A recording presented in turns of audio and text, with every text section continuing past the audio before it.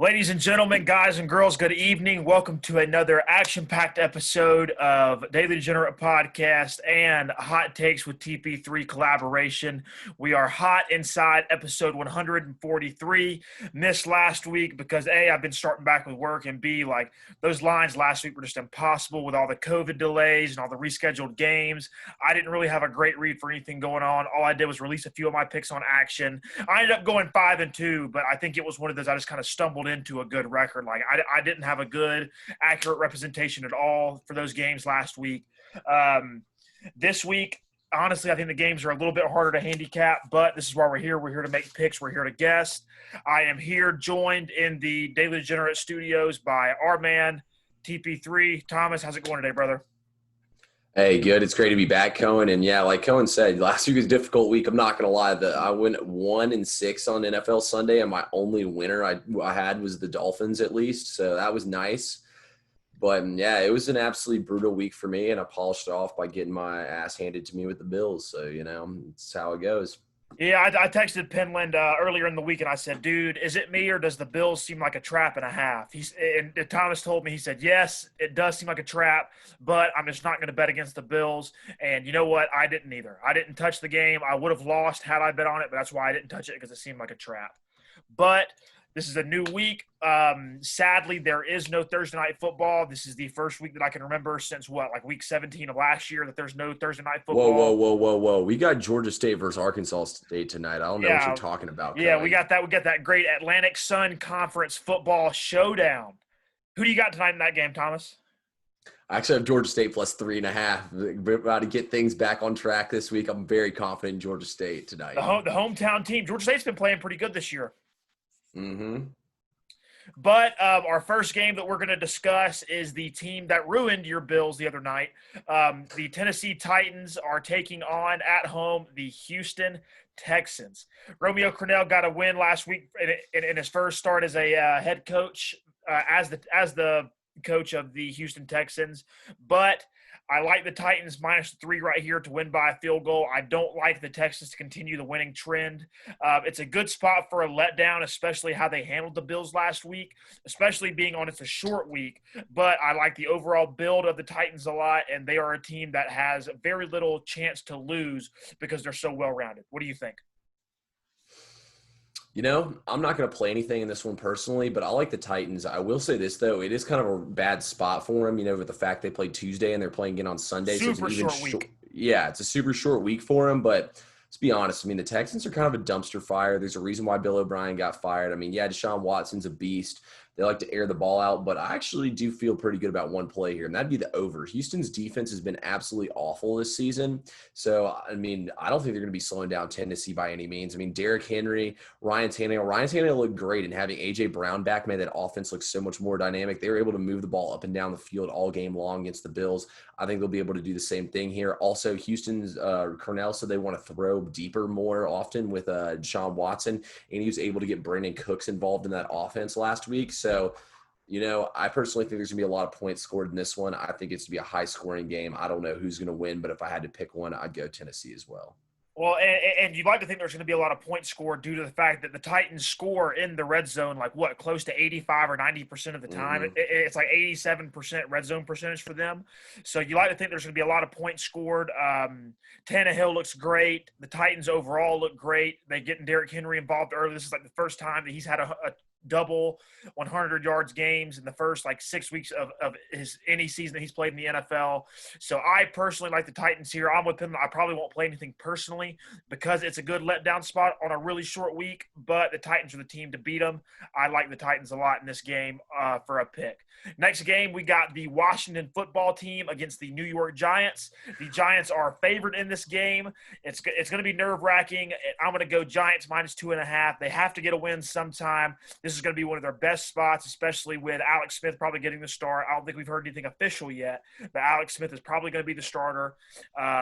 They've been in most games that they have. That they played, and they've been trending up in terms of points scored and being more into games late in the game. Should have won last week, in my opinion, but they kind of allowed too many points later on in the game. If you want to be super safe, go Giants money line at -139, but I'm going to take Giants -2.5. Yeah, I'm actually gonna go the same way as you in this one. Kyle Allen is projected to start against the Giants, but like you said, this Giants team, man. I mean, one, Joe Judge is not about to tank by any means. So let's not even say that both these teams are trying to tank here. Number two, I mean, if you're the Giants, this has got to be your best opportunity you're going to have to win a game all season long. Losing Yep. Lorenzo Carter last week hurt as he was playing very well. They haven't had Xavier McKinney at all this season, so that defense is going to be weak. I think there's going to be a lot of points scored in this game. Personally, I think both teams are going to come out and have their best opportunity they've had all season long to get another victory.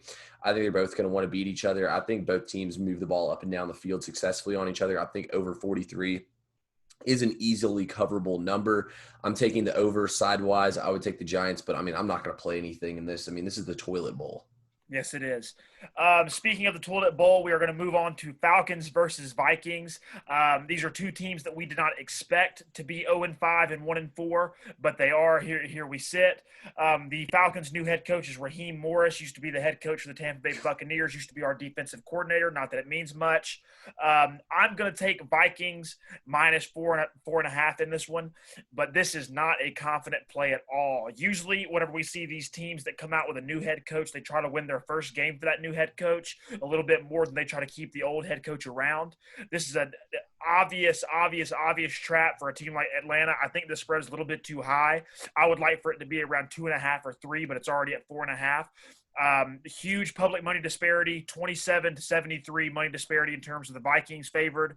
I could definitely see Atlanta covering this spread, but the Vikings still winning. And Minnesota's who knows? It's just such a shit show, such a toss-up. Minnesota is one of the most banged-up teams in the league, even more than our Atlanta Falcons.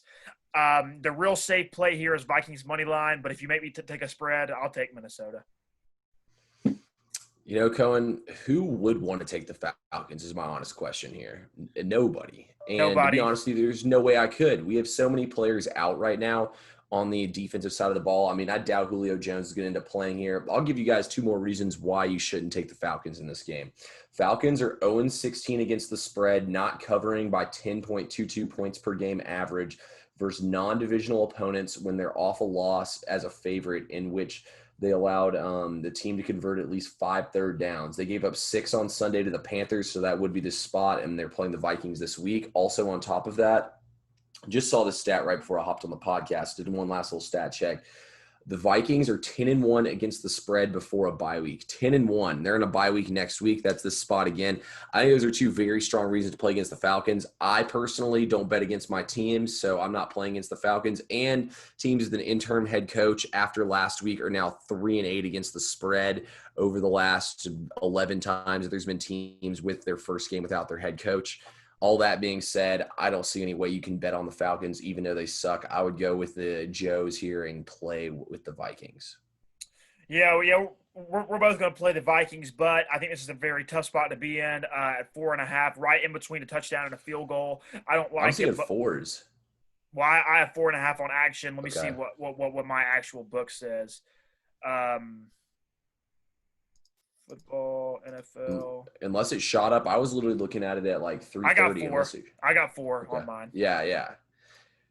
But I mean, still, the only reason why I'm not betting max bet on the Vikings is because I'm a Falcons fan, and I personally don't feel like sitting there and rooting against my Falcons and losing money on the fact my Falcons could make me lose money. I would hate that to happen to me. So I don't bet against my teams out of principle for those reasons. But I advise all y'all bet against the Falcons. We suck. Yeah, we do. We're terrible.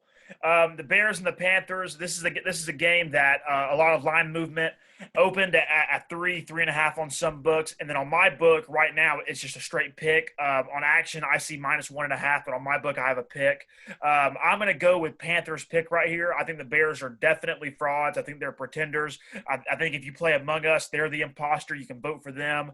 I like the Panthers. They're a little bit better than we all thought. Matt Rule's learning curve has shortened down a little bit.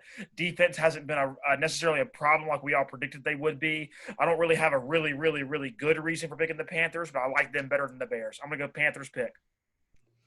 I haven't locked in a pick yet on this game, but I actually lean the other way here on the Bears, and I'm actually strongly considering playing on the Bears in this game. Look, I think Nick Foles is the best guy to run this offense. I think the Bears have a pretty good defense, too. And I look at the Panthers, man. They lost Cohen Short this week. I mean, the Falcons suck. I mean, look at who the Panthers have beat up on. They beat up on the Falcons. They beat up on the Cardinals, who were traveling across the coast. And then who's the other team they beat? It's another awful team. The Panthers haven't beaten anybody. Look, I think you can sit here and say the Bears are frauds, which I think the Bears are frauds. But at the same time, the Bears have still been winning games. Oh, they beat the Chargers. They beat the Chargers, the Cardinals, and the Falcons. None of those teams are playoff teams. I mean, they got smoked by the Buccaneers, and they barely lost the Raiders the first game. I mean, you still got to remember, they have all these rookies on the defensive side of the balls. I don't see them being able to fool Nick Foles here. I personally think this is a good line to catch the Bears at in the Bears defense. The Bears are riding hot right now. I think the Bears can easily win this game. Well, good. At least we have one pick that we disagree on. Money line as it stands right now, Bears plus 100, Panthers minus 114. So it's just about as even as you can think. I'm going to take the Panthers. You're going to take the Bears. Let's see how it plays out. This is going to be one of the toughest games of the week. If you ask me, Lions at the Jags. I think the Lions are a little bit better of a team than the Jaguars are, but the Jaguars kind of are desperate right now. Might need to get a win. Their back's against the wall with Doug Marrone. I'm going to personally play the Lions -3, but I'm not going to like it. I'm in agreement with you, Cohen. So here's my first reason for being in agreement with you here. The Lions are 7-1 against the spread following a bye week. So we have the Lions off a bye week when they have time to prepare for the Jags. My second reason being, I mean, before the season started, did we all not say the Jags were tanking? The Jags are the worst team in the league. I personally still think that still stands. I mean, don't get me wrong. There's some other teams that are pretty bad out there, but I mean, overnight, the Jags really can't change what kind of team they are. I just think they got lucky and had a great week 1 victory that was kind of lucky. And I think besides that, they really don't have much going for them. I look for the Lions, who aren't completely dead in the water yet, to come out here and try to get a big win and turn their season around. I thought the Lions would make the playoffs personally before the season started. Therefore, I think Detroit's going to come out here, throw the ball all over Jacksonville's horrible defense, and I think they're going to get a win on the road as well. Let's talk about the biggest rivalry game this week, Browns and Steelers. I always look forward to watching these games, Browns and Steelers. I think this is the best Browns team the Steelers have played in years? In close to 15 years probably. Oh, yeah. I'm going to take the Browns +3 in this one. I think the Steelers can and still will win. But I do think the Browns will cover the 3. I think it'll be a field goal that separates these two teams or a Browns victory. Like I said, this is the absolute best Browns team that they've played in a very long time. Browns aren't elite yet, but they're good enough to make it a game against the shorthanded Steelers. I don't think Chase Claypool is their Lord and Savior, and I still don't think James Conner is all that great. I'm going to take the Browns +3 here. If you're feeling like you don't want to push, go up to 3.5, but I like 3. Yeah, I'm going to have to disagree with you on every single statement there. I think James Conner is good. I think Chase Claypool is very good too. I thought he was really good when he played for Notre Dame, and I honestly thought that Pittsburgh was the perfect situation for him. I think he's finally getting comfortable and locking in on this offense. Obviously, I don't think he's going to score 4 touchdowns again. Probably never will again in his career in one game. But Chase Claypool's still a beast. But here's my main reasoning for loving the Steelers here. Big Ben's 25-3-1 record against the Browns, including a perfect 15-0 at home. You really think the Steelers, after having Myles Garrett hit Mason Rudolph in the head with his helmet, are going to let them come in here riding hot and win? Hell no. They're looking to make a statement here and saying, look, this is still our vision. Y'all aren't even our little brothers. Y'all are like the little bitch who sleeps out in the house. Like, you know what I mean? Like, y'all don't even get in the house. Like, that's what they are to them. The Steelers are going to reestablish that. I think the Steelers win in dominating fashion. I think they shut down that Browns run game. Also, Baker Mayfield got popped in the ribs at the end of the game. And, I think T.J. Watt, Cam Hayward are going to be getting after him, Bud Dupree this game. I don't think the Breakers want anything to do with it. I think the Steelers roll big. This might be my biggest bet of the whole weekend. I still do think Steelers win, but I do think Browns make it a game. Browns are 4-1. This is the best team that they've played in the last 15-0 games. This is going to be different, but I still do think the Steelers win. Bengals and Colts. The Bengals are due for a bounce back spot, but I don't think it's going to happen this week against the Colts defense. I got it right now at 8. And then listen to this. The Colts have covered the 7.5 in all but one game, and then the score of that one game where they didn't cover the 7.5, it was 7. I think that as the year goes on, Phillip Rivers and the Colts are finding out more creative and more consistent ways to score. They can only get better, and I think they run over the Bengals. I like the Colts minus 7.5. I still can't make a play on this one. Anthony Costanzo, their left tackle, is still questionable with a rib injury. If he's not looking good or if he's not ready to go, I don't know if they can protect Rivers. It seemed to give them a lot of problems on Sunday with Myles Garrett was absolutely destroying them. Look, at the same time, though, the Bengals look awful too. I mean, they can barely even block for Joe Burrow. He's not having much time back there, not much success. A lot of those balls he was throwing look like dead ducks. I personally think that this is a tough one for me to bet right now. If I was forced to take something right now, I'd probably lean towards taking the Bengals plus, what is it, at 8.5, you said? 7.5. Okay. Wow. So it opened at 9. So that means that Yep. people are loving the Bengals. So that means Costanza's probably not going to go, if I had to guess. But to be honest with you, I'm not touching this game. I really don't like Phillip Rivers, and I think he gives away a lot of gifts. The Bengals are bad, but they got to win a game here soon. Also, Geno Atkins returned for him last week. So, that's a little positive for them. I'm not playing anything, like I said, but if I did, it'd be the Bengals for me. Yeah, there is some line movement. Lots of money on the Bengals spread, about, I would say, 80-20 disparity in terms of Bengals spread. So I'm going to fade the public and go for the Colts. I hate being above that touchdown. I always hate being above the touchdown, but this is one where I'll make the exception. Let's talk about the Ravens and the Eagles. Ravens bounced back big last week. The spread right now is 7.5 or 7 on some books against the Eagles, who, despite being extremely shorthanded, still find a way to get in just about every game they play here lately. I'm going to take the Eagles plus the 7.5. I'm going to fade the public. Whenever the public rides a lot on the Ravens, I like betting against them for the spread. 73-27 public money disparity in terms of favoring the Ravens. Last week, the Eagles should have covered that spread against the Steelers. It was a really, really, really late and dumb score that made me lose some money on not covering against the Pittsburgh Steelers. I like the Eagles to cover the 7.5, keep the game with a touchdown. Yeah, this is a tough one for me, honestly, to find a way to play this one as well. Honestly, the way I look at it, Cohen, the Eagles have no wide receivers whatsoever. They're going to have to be able to move the ball against this nasty Baltimore defense. At the same time, though, this is kind of like, did the Eagles lose this game? Don't get me wrong, they're still in it because of Dallas's record. But at the same time, if they drop to 1-4 and Dallas wins again, it's just going to keep on getting worse and worse and worse for Philadelphia. This is kind of a dream crusher if you lose this game. You know what I mean? This is a must-win game, in my opinion, for the Eagles. That's the only reason why I haven't hammered Baltimore. But Baltimore beats up on the bad teams. Whenever Baltimore plays against bad teams, they'll whoop up on them. Whenever they play good teams, they get more than they can handle, and they typically lose or barely win at the end of the game. We've seen it happen to them 1,000 different times. Therefore, I'm personally not going to play anything in this game, but to me, it's got to be Baltimore pass. I just feel like this is a game where Baltimore could come out and win 38-0, or it's a game where Philadelphia is going to win straight up. So I say if you like Philadelphia, you play them on the money line. I think that because Dak Prescott's out for the year, even if the Eagles lose this game, they're still, quote unquote, in the race. I don't think it looks good if you lose this game. I'm kind of on your side about that, but I do like the Eagles even still to challenge for that division no matter what. I think it gives them a shot in the arm now that the Cowboys are all but out of the race. I like the Eagles to keep it within a touchdown. Let's talk about the Broncos.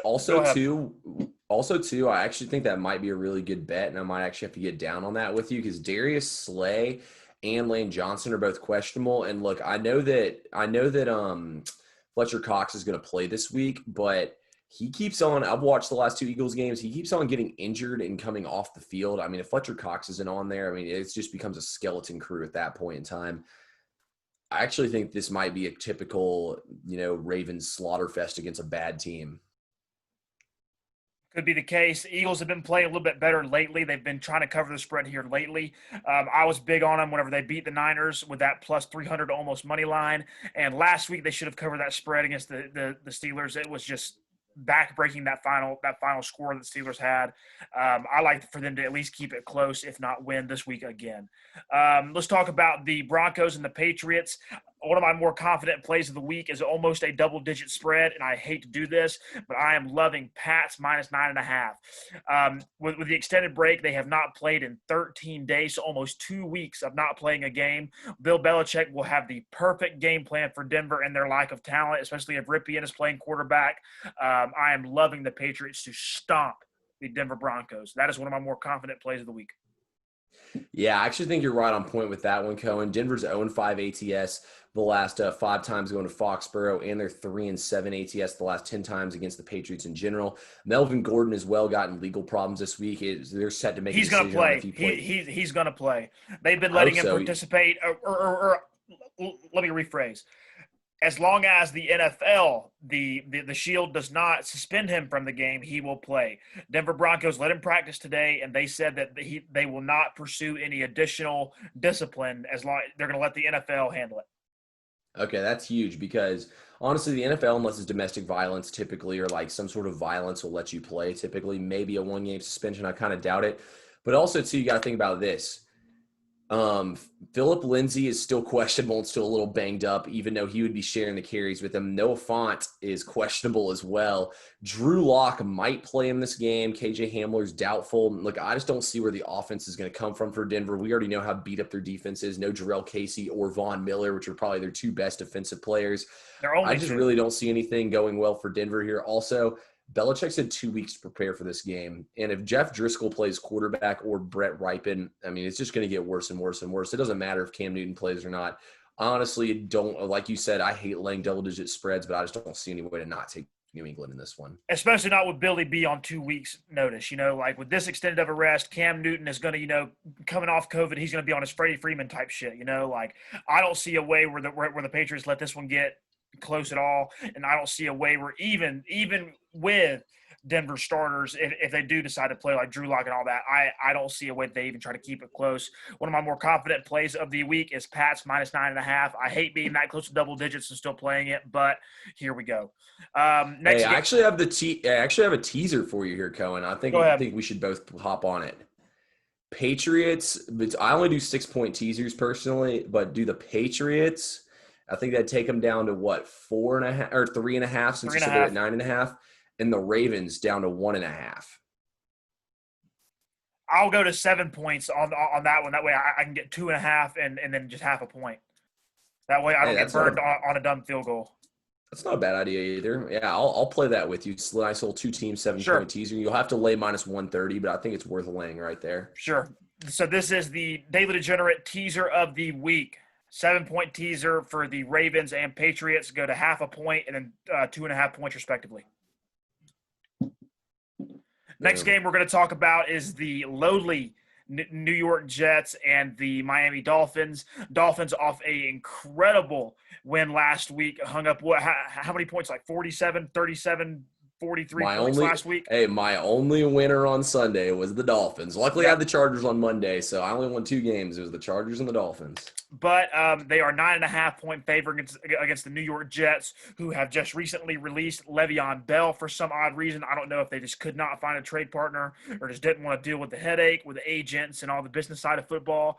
I don't see this is one of those ones I have no really good reason at all. Like all I have is a few numbers to back the pick, but I'm going to take the Dolphins minus 9.5. The Jets have not kept a game within 10 points except for once, and it was 9.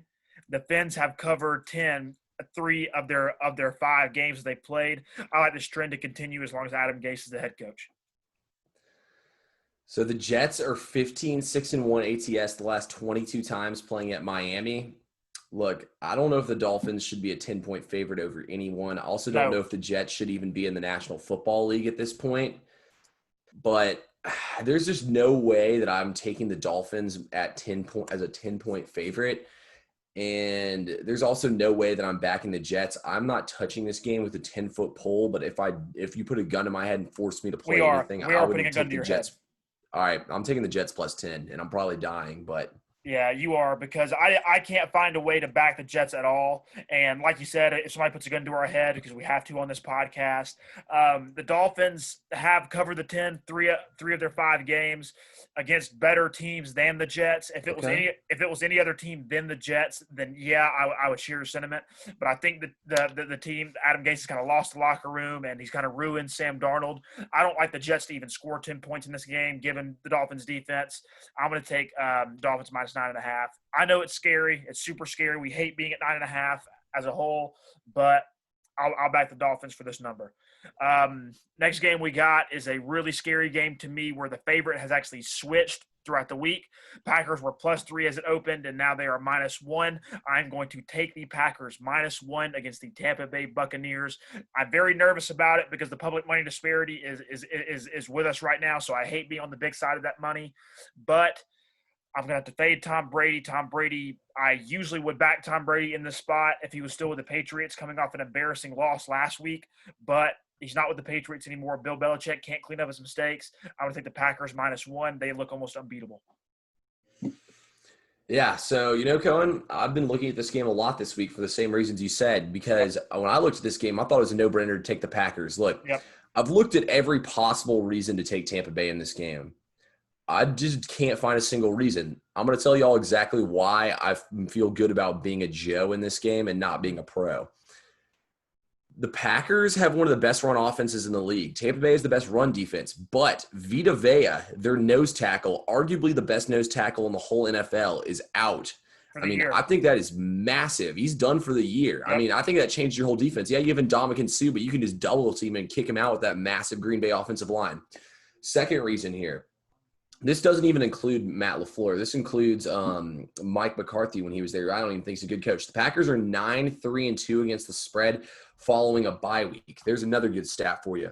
But here's my other reasons beyond all that. Look, Matt LaFleur last year was the best coach in the NFL on the first 3 plays of the game and on the first possession out of halftime. That means that he's outsmarting the other team because he's that good at drawing up plays and everything.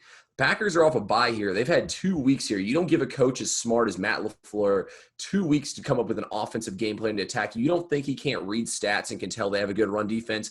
He's going to have ways to get the ball outside. He's going to have pass ways. Also, you have Devontae Adams, arguably one of the best wide receivers. In my opinion, I think he's top 3 to 5 wide receiver in the NFL. Back in action this week with Aaron Rodgers playing at MVP level. I think Aaron Rodgers throws the ball all over the yard. I think that Green Bay blows Tampa Bay out personally, and I think Brady's overrated too. I'll put it to you this way: if Brady was still with the Pats, I would like him in this bounce back spot, coming off his big mental mistake at the end of the game. But he's not with Bill Belichick anymore. He's with the Buccaneers. I love Bruce Arians to death. I think he's a really great head coach. But I think the Packers have more momentum. I think they're the better team. And I'll put it to you this way: I'm glad it's just at -1. That almost guarantees just any Packers win carries it out. I like the Packers just to win this football game outright. Public money disparity is against us, so we are on the back of all this big money, which I hate being on. I usually like fading the public in spots like this, but with the Packers, I'll live and die in this spot. If we lose, we lose, but guess what? I'm going to take the Packers. Yeah, and trust me, whenever I see money disparity, because I'm a person who prefers to bet contrarian. That's just the way I bet, and that's the thing that always works the most for me. I've tried every single possible way to understand why you would bet on Tampa Bay, and the only thing I found is that it's supposed to be 83 degrees and humid in Tampa Bay as opposed to 50 in Green Bay. That's not insane weather, though. And to be honest with you, I'm not about a tip. There's a lot of times I will let the weather influence a bet for me, but I'm not doing it here, man. I see way too many reasons to like the Packers, and I don't think Vita Vea is being accounted for properly in the marketplace either. That dude is a beast.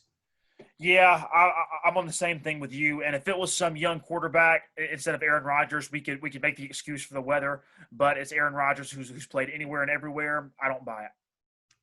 So I'm saying, I think this is a statement game too for Aaron Rodgers. You could say a lot of the teams they beat up on were this, that, and the other. Aaron Rodgers coming here and saying, it's time. I'm going to show y'all I'm the king of the East. Of the NFC. Yep, he is. Next game we're going to talk about is the LA Rams versus your San Francisco 49ers. I like the 49ers to buy the half point and go plus 3.5 right here. I don't think they're going to get embarrassed 3 games in a row. They can still lose this game. No matter how banged up they are, I still think they're a really good team. I like them to keep it within a field goal. Rams win by 3, but San Fran to cover the 3.5. Yeah, I'm actually with you on this one, Cohen. I'm on the 49ers as well. Look, I can read an injury report just as well as any of y'all can. I'm well aware that all their players pretty much are injured. I personally think this is too big of an overreaction. I thought like a pick 'em would be a little bit better of a line, but the fact we're catching 3.5 points here, I think they're being embarrassed a little bit. Also Yep. think that they've somewhat found some guys who can play to throw out there. I think the 49ers here, they kind of have their backs against the wall. They know they can't lose this game. They know this is one they need pretty badly. I think the 49ers are going to get it done straight up, but I'll take my 3.5 points and feel good about it. By the way, I was seeing 3.5, so I mean, who knows what the Cool, line cool. is. Maybe maybe I don't even have to buy it by a half point. Maybe Yeah, I was about to let's say see what there's it going is to be on different mine. lines Let's everywhere, see. though. So Let's see what it is on mine. 3.5 on mine. You're right. Yeah. So just there we play three and go. a half straight up. Don't even worry Mhm. about buying points. Also, this is another pro versus Joe, and there's nothing more that I love than the Joes all over a home underdog or all over the away dog in this situation. So this next game that we have is going to be the exact opposite strategy of what Thomas and I both usually do. The Chiefs versus the Bills opened at 3. Now it's at 4. Bills got put in a very bad spot, got embarrassed by the Titans in what I knew was a trap, what Penland knew was a trap, but you just can't bet against the Bills. I hate to do it 2 weeks in a row. God, I do, because the public money disparity is even less than the public bets disparity, and the public bets disparity is 75-25 in favor of the Chiefs. I hate to take it at -4. I really do. I swear to God, I do. But I think the Bills are due for a little bit of humble pie right here. Everyone crowned them the Super Bowl champions on that little 4-0 run they had. I'm going to go ahead and take Chiefs -4 right here. I think Chiefs, coming off that 8-point loss to the Raiders, are a little bit embarrassed, and coming off of a bad loss, I think the Chiefs are the better team.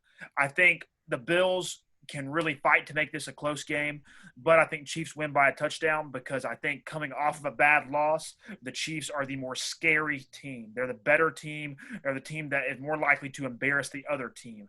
I love the Bills. I like the Bills a lot, and the public money disparity is scaring me again. I hate to be on the back of all this big money, but I'm not going to bet against the Chiefs coming off one loss.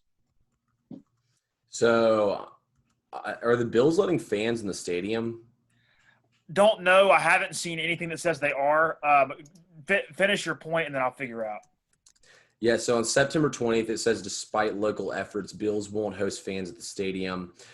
Look, I think the Bills I loved the Bills in this spot originally. I think they got dealt a horrible draw by the NFL with having to play on Tuesday. I mean, I didn't even realize this, but they didn't even know if the game was going to happen on Tuesday until that day.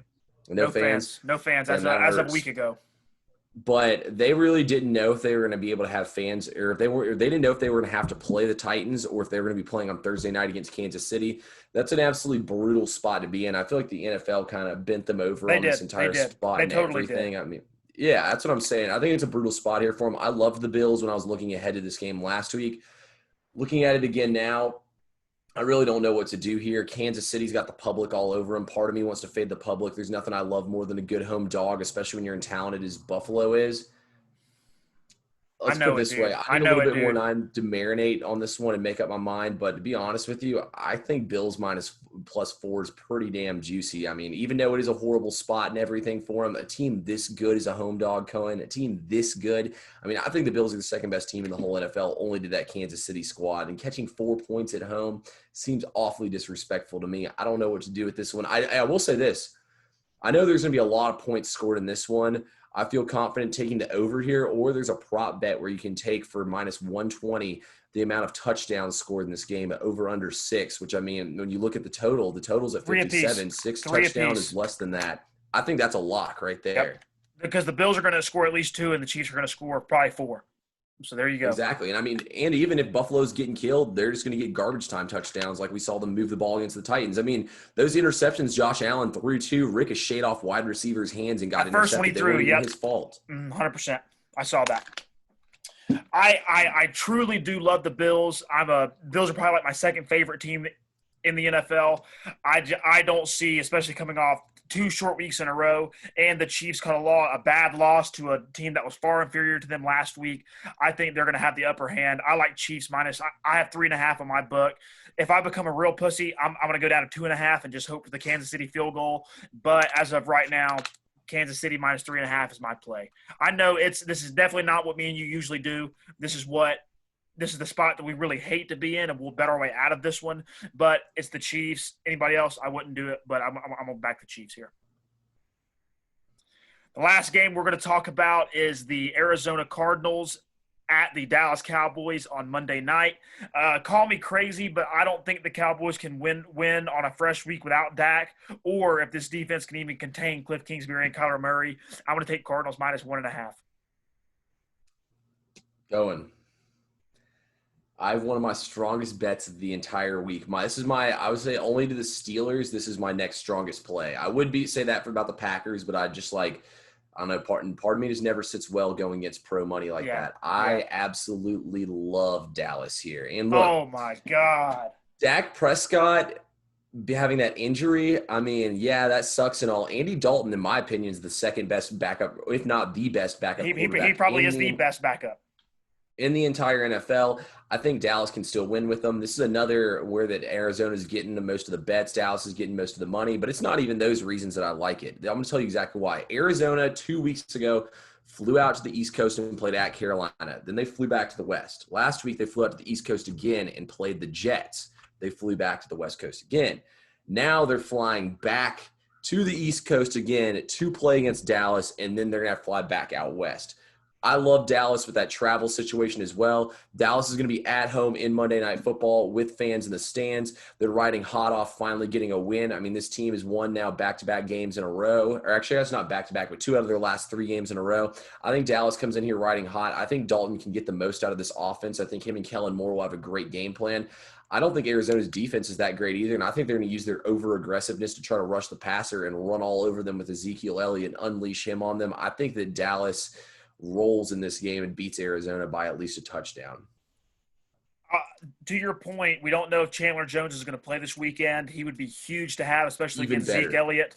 I really do like the Cardinals right here. Let me see what the money disparity is like. So the Cowboys are catching. It's 50-50 on terms of public bets, but in terms of money, Cowboys are catching most of the money. I really, really, really do like Arizona to kind of bounce back from that dumb loss they had to the Panthers 2 weeks ago. And I really, really, really don't know if the Cowboys defense can stop this high-powered offense. And look, Andy Dalton is the best backup in the league, I'll tell you that. But Dak Prescott was the only reason the Cowboys won all but one of the games that they won. Look at how much stats he put up. People may call it garbage time, but 2 of those were like nice ass comebacks. I don't think the Cowboys can win without Dak Prescott. I don't think their defense can stop Kyler Murray and Cliff Kingsbury. I'm going to take the Cardinals. I like that me and you are going against each other on this pick because it's the primetime Monday night late game, the second of the doubleheader. But I really do like Arizona. You really like Dallas. It's almost a pick 'em at this point. I think it'll go down to a pick 'em unless we figure out that Chandler Jones is not playing. But you're going to take Dallas. I'm going to take Arizona. Thomas Penland, I think that's all I got. That's our last game to pick. Do you have anything else you want to add? No, that's about it. Honestly, I'll say this. My 3 most confident picks this week would be that teaser we put up, Dallas, the Steelers, and I would say the Steelers is my lock of the week. My lock of the week finally lost last week, and that was the Bills. I don't even know why I kept it as the Bills when they played as Monday night. That was foolish by me. It was between them and the Dolphins, so almost made it successfully with my lock of the week surviving once again. But and then what was the other one? I just said Dallas. But yeah, those are my and Packers. Yeah, no, I'm not going to max bet Packers just because I don't want to go against the pros heavily like that. But I'll say that I feel pretty confident about the bets I'm going to put into play this weekend. I feel a lot better about the lines this week than last week. All the lines last week were insanely high. I mean, that was some of the highest spreads I've ever seen for a week in the NFL.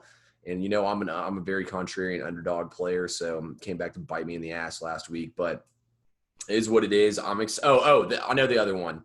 The other thing I was going to say, I would hammer the Vikings and play against the Falcons heavily, but I'm a Falcons fan, so I'm not going to do it. But I'm going to say this for y'all. If you like money, free money on the Vikings this weekend. Thomas Penland out here handing out free game. My most confident 3 picks are Packers -1. I'll bet against the pros. I'll be a Joe on this one. I like the Arizona Cardinals, and then I also like the Damn, I had one more too. Oh, the Cleveland Browns plus 3.5. Steelers been riding high lately. Someone's gonna knock them off that pedestal. My underdog of the week will be the Washington football team against the New York Giants. I know that I picked the Giants spread, but if I got to pick an underdog, I like them at plus 130. But that is only if they go with Alex Smith at quarterback. I don't like Kyle Allen at all. I know you said he's projected to be the starters, but if they had any sense at all, it would be Alex Smith. Thomas Penland, thank you so much for being on with us. I think we're right at 30 minutes or so, maybe 40 minutes. I forget. But thank you for being on. This has been episode 143. Plug yourself before you go. Hey, yeah, guys, Cohen, I appreciate you bringing it on once again. Always a pleasure to discuss these games with you. Follow me on Twitter at TP3Wins, on Instagram at TP3Bets. I'll be uploading all my plays on there. Last week was my first losing week across the board in football. I'd either won in NFL or college every single week, and up until last week, I actually won every week in NFL until this last week. And Before in college, you go, Bama and Georgia, let's hand out a free pick. Not finalized yet, but I'm liking Alabama a lot, especially after the Saban move. I think that's a massive overreaction here. I think Alabama's offense is something that Georgia can't keep up with. I think Georgia will be able to score some points and keep it a decent game for a while, but I think at the end of the day, Alabama's going to win by anywhere from 10 to 14 points. I like Alabama as well. It's at 4.5 right now. I liked it a whole lot better when it was at 3, but I like 3. It was at 3.5 or 3 somewhere like really, really, really early in the week. Wow. Yeah, I know. I like Bama. I think Georgia's offense is kind of like a diesel engine. It takes a lot of time to start, and then it only runs consistently, not above its power whenever you do get it running. Alabama's defense is a little bit better than Georgia's offense, so I like Alabama to win right in that spot you said. I'm glad we're in agreement. Yeah. Also, too, their offense giving up all those points last against Ole Miss. I mean, Ole Miss has proven they're an offensive juggernaut with Lane Kiffin. I mean, yeah, it's a bad look, but at the same time, I don't think their defense is really that bad. Especially whenever you have a former assistant of Saban going against Saban. He knows a few tricks that Saban has and does. Mm-hmm. So he may not win the game, but he'll come closer to covering the spread and put up a few more points than other coaches would. Yeah, exactly. And I mean, you saw him shut down Texas A&M, who named the score pretty much against Florida. So, I mean, there's another data point for you right there. Yeah. And also, too, was a look-ahead spot for Alabama. I mean, I'm sure they were like, let's put up 80 points on them and play next week. Yeah. And they were looking forward to Georgia way more than they were looking forward to Ole Miss. Ladies and gentlemen, you can follow me at Cohen_Hughes on Instagram, or search me on Facebook, Cohen Hughes. The Facebook page for the Daily Degenerate podcast is up. Go like it. At TDD Pod on Instagram and Twitter. Join the Daily Degenerate Sports Shit Talk group that we have on Facebook. That's always popping off pretty good. We always put a lot of good stuff in that. I think we're right at like, I don't know, 2,000 something members. I don't know. I always forget. But this has been episode 143. Please like, subscribe, rate, and do all the shit that millennials do. We appreciate it by sharing and reaching out and getting us involved. So ladies and gentlemen, this has been episode 143. We hope you enjoyed. See you next week.